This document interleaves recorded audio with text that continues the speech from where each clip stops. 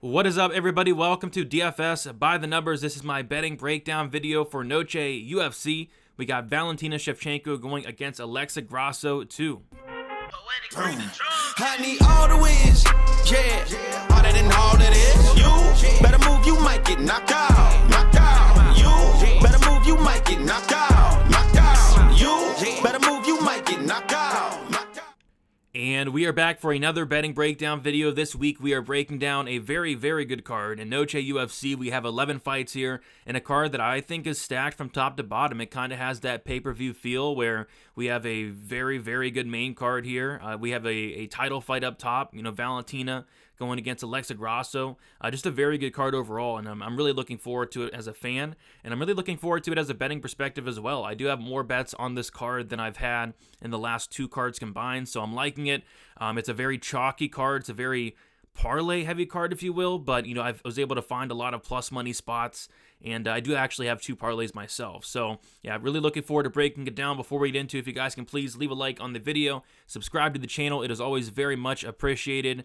And as always, I'm going to be going through these fights from a betting perspective and a betting perspective only. If you do want a further, more in-depth breakdown on why I'm betting what, why I like which fighter, I did post a full card breakdown video earlier in the week, and then I also went live on Friday as well for my final thoughts live stream. But I say we get into it, and we're going to start with the first fight on the card. And I have a bet on pretty much every single fight outside of this fight and then the co-main event. I don't have a bet, and we'll talk about why. But, yeah, no bet here for me on this one. Knutson, minus 805. I mean, you don't want to put Knutson in your parlays at minus 805. It just doesn't add any value, and it's just way too wide. But, yeah, she should win. She should go out there and win. I guess it all comes down to, does she finish this fight, or does she win by decision? And I would lean the decision route just based off the fact that Marnik Man is tough and Josephine Knutson has the worst finish rate on the entire card. But maybe Knutson is so much better than Man that she does go out there and get a finish. I don't know. And I'm not betting this fight, so I'm going to pass on it. The lean would be Knutson by decision. But, yeah, no really way I want to attack this one. Moving on, we got Charlie Campbell going against Alex Reyes. So I like violence here. I did say earlier that I have two parlays on this card, and this is going to be the first parlay piece. I have the under 2.5 in a parlay. I like violence here. Alex Reyes coming back off of a 6-year layoff, and to be honest, went back and watched tape on Alex Reyes, but I'm watching fights from like 8-9 years ago. He looks good. He's a very good grappler. He has good cardio as well. He's a killer be killed fighter, but it's just 6 years off. Charlie Campbell's been the much more active guy. He's the much younger guy. Alex Reyes has been dealing with like some serious health issues the last couple years. It's just really hard to get to Alex Reyes here, and Charlie Campbell hits like an absolute truck. I do like Charlie Campbell to get this done in the first round by knockout, but these props, man, Charlie Campbell by knockouts, minus 235. Charlie Campbell inside the distance, minus 310. You just can't lay that on a knockout prop. So what I'm doing personally is just parlaying up the under 2.5, hoping for violence here, and I think we will get some violence in this one. Moving on, we got Tracy Cortez going against Jasmine Jasudavicius. I did end up pulling the trigger on Cortez by decision. 1 unit at plus 155. I think that's her best win condition. I don't see a finish here. Tracy Cortez is super tough. Jasmine Jasudavicius, we know how tough she is as well. So yeah, I think this fight goes the distance. The odds are heavily indicating that. The fight goes to something crazy like minus 400 for the fight to go the distance. And yeah, I think it could be a competitive fight. But I do lean to the Cortez side here. Cortez is going to be younger. She's taken about 1.5 years off. I think we can see some improvements from the 29-year-old and Tracy Cortez here. I think that, if Cortez is able to get on top here, I think she can win some minutes. Whereas if Jasmine gets on top, I could see Tracy Cortez, sweeping, reversing, getting on top, working her way back up. So I do like Cortez here. And on top of that, this is the, Noche UFC, right? We know the crowd is going to be behind Tracy Cortez 100%. So if it is a close decision, which it could be, I think hopefully the fans sway the judges there, the crooked, corrupt judges, to giving Tracy Cortez decision there. Moving on, we got Edgar Charez going against Daniel Lucerda.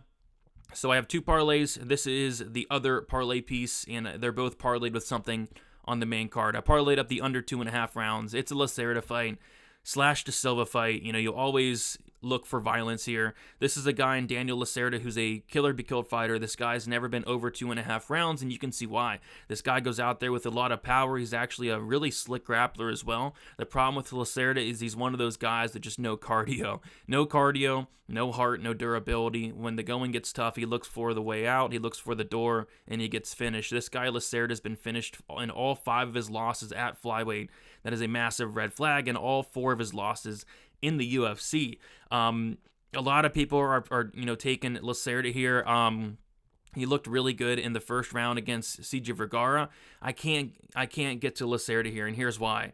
One of these guys has cardio, and that's Charez, even though I don't think Charez's cardio is that great, but he's going to have the cardio advantage here. And then one of these guys has durability, and that's, again, Charez. Lucerda is lacking cardio and durability, and those things are important when we're talking about a 15-minute fight. So I think if Lucerda was able to win this fight, it has to be in the first round, but Charez, 15 fights, he's never been knocked out. He's very durable, so I got to go with Charez here to get the win. Am I laying minus 215 on him? No, but I do like the under 2.5 rounds in terms of a parlay piece.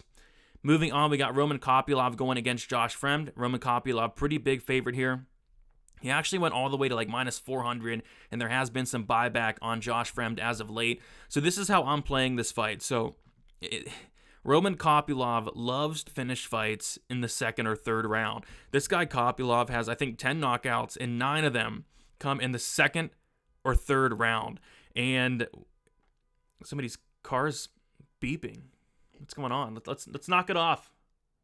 Thank you. But anyway, so Kopylov, 10 knockout wins, 9 of which come in the second or third round. This guy only has 1 knockout in the first round. So what I was going to do, because it's something I always do, and I cashed on it last time out, I was going to sprinkle the Kopylov 2 and 3 props. And when I tell you the books are all over it, they are all over it this week.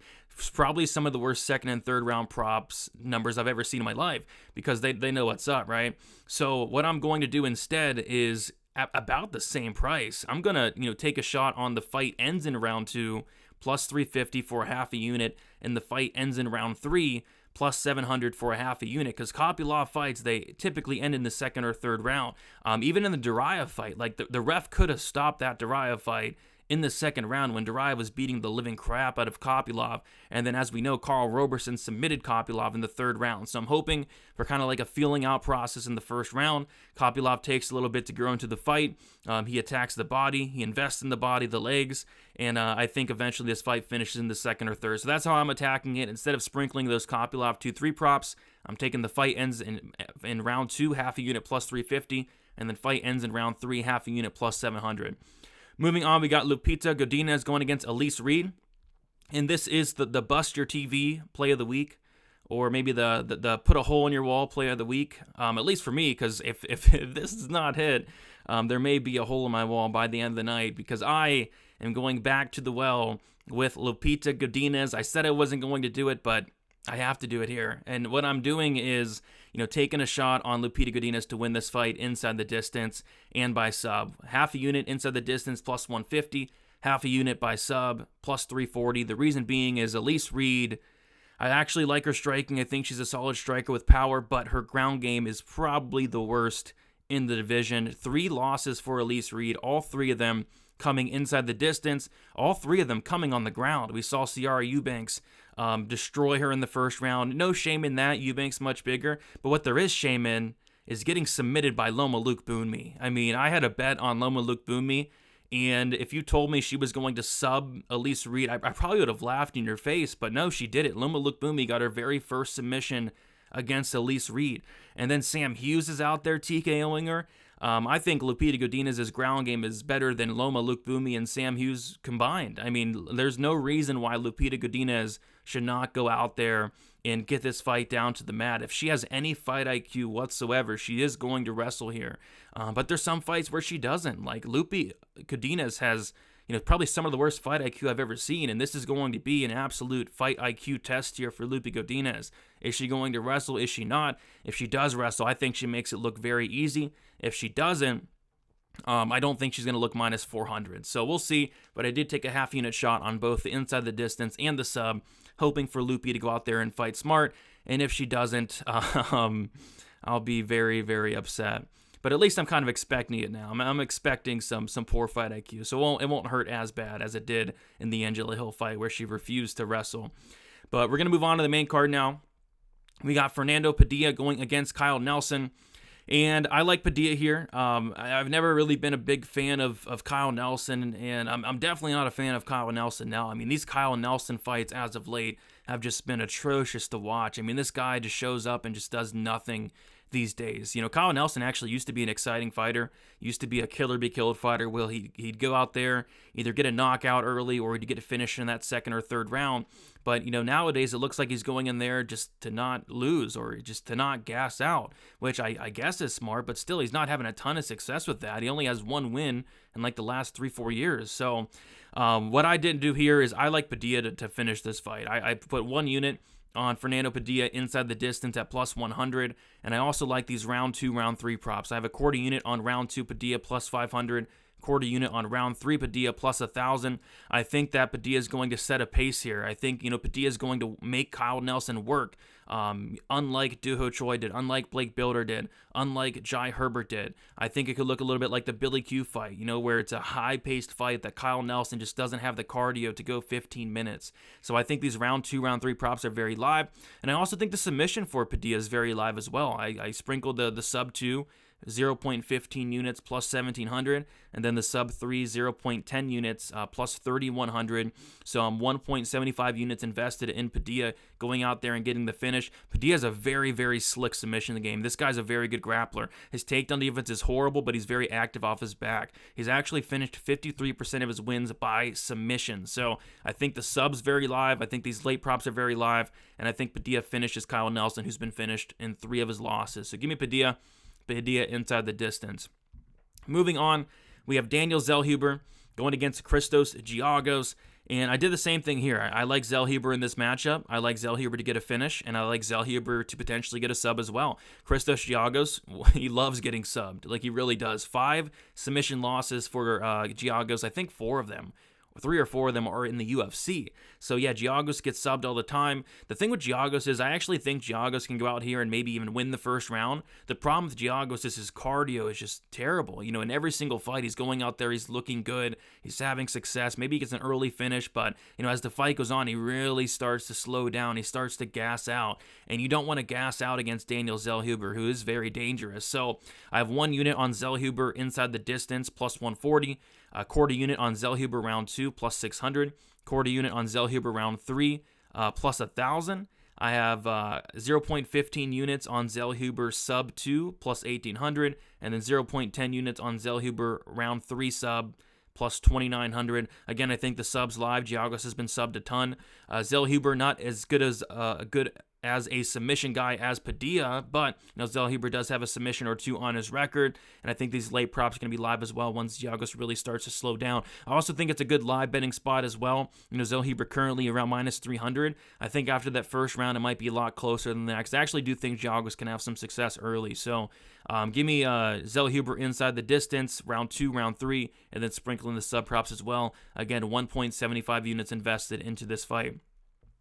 Moving on, this is my main event of the evening from a betting perspective, because my night comes down to Rosas Jr., which is terrifying. My night comes down to the youngest fighter in the UFC getting this fight done under 1.5 rounds. So these are going to close out my parlays here.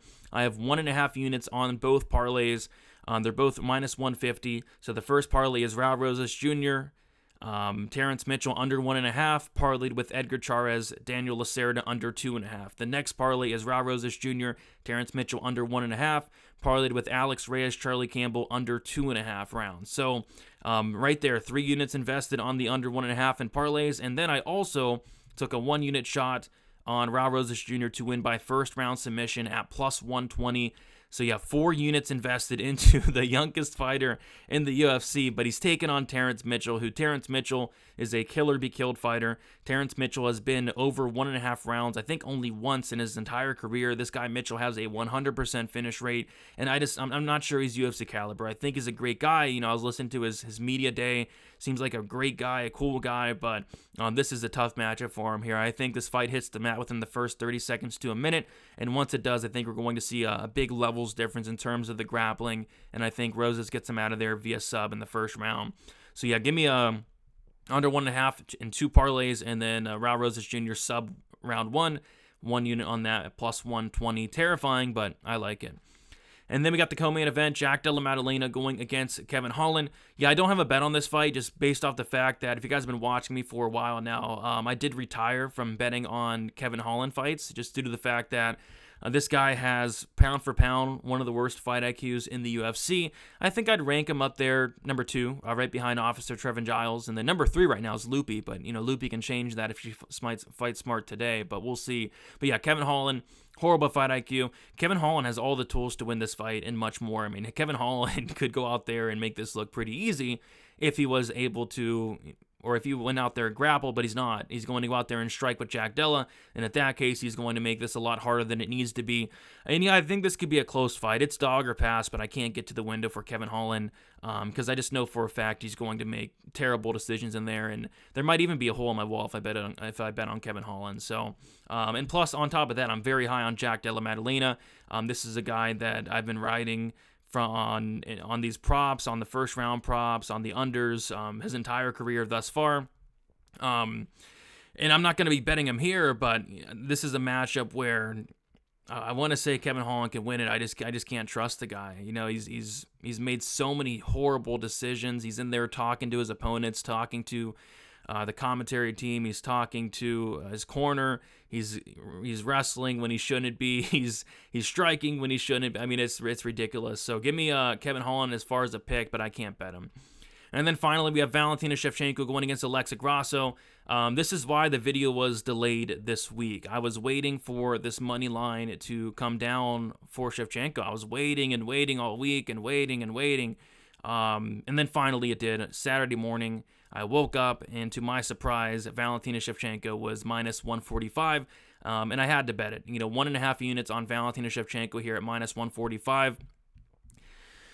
I mean, I got to trust my read here. I went back and watched the first fight, and, I know what I saw. She was clearly winning the fight. She lost the first round, but the first round was close.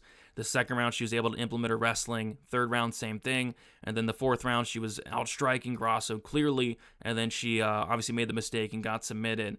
I don't think Valentina's washed. I mean, I think that's a pretty ridiculous take. Is she regressing a little bit? Sure. But we just saw her fight 6 months ago, and she looked good against Grasso. She looked really good against Grasso. So I don't think she's washed. I don't think she's retiring like a lot of people are saying. I think she still has a few more fights left in the tank for sure. So yeah, give me Valentina here. The only thing that worries me is, yeah, she is 35 years old. The crowd, the Noche UFC kind of worries me a little bit, but I feel like she has more ways to win this fight. I feel like she's going to be better everywhere in this fight, and I got to take Valentina here. This is either going to look like the best bet of the year, or it's going to look like an absolutely atrocious bet, and I'm ready to be wrong, but I have to bet this. If I didn't bet it and Valentina went out there and dominated like I think she will, I mean, I would feel really bad about myself. So I got to take the shot on Valentina.